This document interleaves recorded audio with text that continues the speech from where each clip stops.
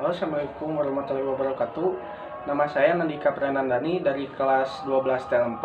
Di sini saya akan menerangkan materi PKN yang berjudul Peran Hukum sebagai Pelaksana Kekuasaan Kehakiman Republik Indonesia. Yang pertama dari peran hukum tersendiri, kekuasaan kehakiman merupakan kekuasaan kehakiman yang merdeka untuk menyelenggarakan peradilan guna menegakkan hukum dan keadilan dalam pasal 24 ayat 1 Undang-Undang Dasar Pasca Amandemen. Kekuasaan kehakiman dilaksanakan oleh Mahkamah Agung RI. Badan-badan peradilan lain di bawah Mahkamah Agung, Peradilan Umum, PT-UN, Peradilan Militer, Peradilan Agama, serta Mahkamah Konstitusi pasal 24 ayat 2 Undang-Undang Dasar 1945.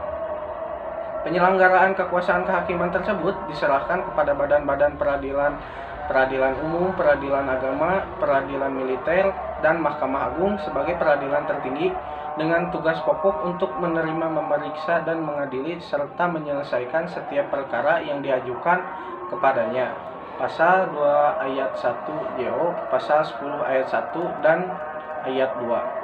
Peradilan umum adalah salah satu pelaksana kekuasaan kehakiman bagi rakyat pencari keadilan.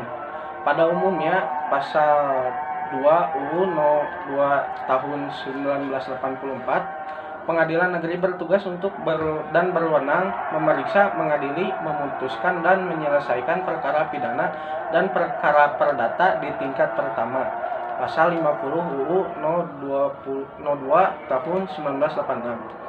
Pengadilan dapat memberikan keterangan, pertimbangan, dan nasihat tentang hukum kepada instansi pemerintah di daerah apabila diminta. Pasal 52 Undang-Undang No. 2 tahun 1986. Selain menjalankan tugas pokok, pengadilan dapat diserahi tugas dan kewenangan lain oleh atau berdasarkan undang-undang. Selanjutnya, tugas pokok dan fungsi setiap jabatan dalam jabatan pengadilan negeri adalah sebagai berikut. Ketua.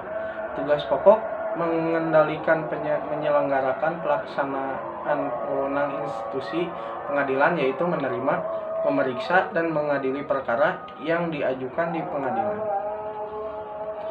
Fungsinya menyelenggarakan administrasi keuangan perkara dan mengawasi keuangan rutin atau pembangunan, melakukan pengawasan secara rutin terhadap pelaksanaan tugas dan memberi petunjuk serta bimbingan yang diperlukan baik bagi para hakim maupun seluruh karyawan sebagai kawal depan Mahkamah Agung, yaitu dalam melakukan pengawasan atas penyelenggaraan peradilan dan pelaksanaan tugas para hakim dan pejabat kepaniteraan, sekretaris, dan jurusita di daerah hukumnya. Masalah-masalah yang timbul, masalah tingkah laku, perbuatan hakim, pejabat kepaniteraan, sekretaris, dan jurusitanya di daerah hukumnya, masalah eksekusi yang berada di wilayah hukumnya untuk diselesaikan dan dilaporkan kepada Mahkamah Agung. Sekian dari saya. Wassalamualaikum warahmatullahi wabarakatuh.